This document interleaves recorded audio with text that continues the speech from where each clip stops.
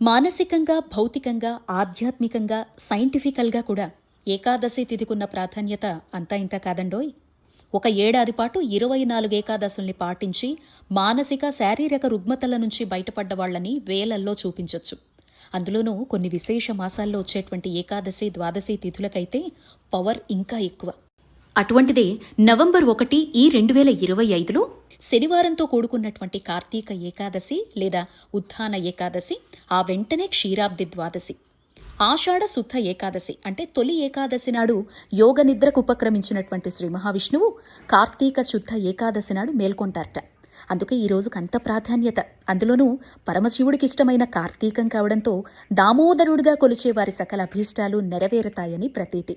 ఈ రోజున చేసేటువంటి ధ్యానం, జపతపాలు, దానాలు, ధర్మాలు, నదీ స్నానం, దీపారాధన, దైవారాధన, పురాణ పఠనం ఏదైనా 1000 అశ్వమేధ యాగాలు చేసినటువంటి ఫలితాన్ని ఇస్తుందిట. అది కూడా నిర్మలమైన మనస్సుతో చేస్తే. విష్ణు సాన్నిధ్యాన్ని కూడా పొందొచ్చట. ఉదయాన్నే లేచి స్నానం చేసి ఇంట్లో లేదా దేవాలయంలో చేసే దీపారాధన సర్వ పాపాల్ని నశింపచేస్తుంది. దీపదానం, సాలగ్రామ దానం, స్వయంపాక దానం, అన్నదానం సకల దోషాల నుంచి విముక్తుల్ని చేస్తాయి.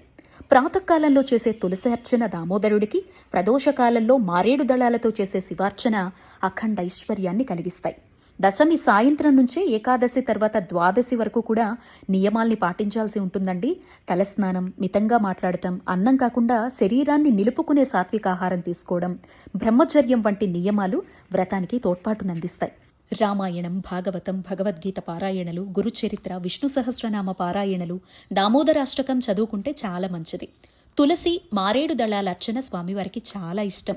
భగవంతుని ప్రేమ కోరుకునే వారికి ఏకాదశి, ద్వాదశి వ్రతాలు స్వామికి దగ్గర చేస్తాయి. ఎన్ని పూజలు, నోములు, వ్రతాలు చేసినా ఏకాదశి చెయ్యకపోతే వ్యర్థమట. ఒక్క ఏకాదశి చేస్తే చాలు అన్నీ చేసిన ఫలితం దక్కుతుందిట. ఎంత అద్భుతమో!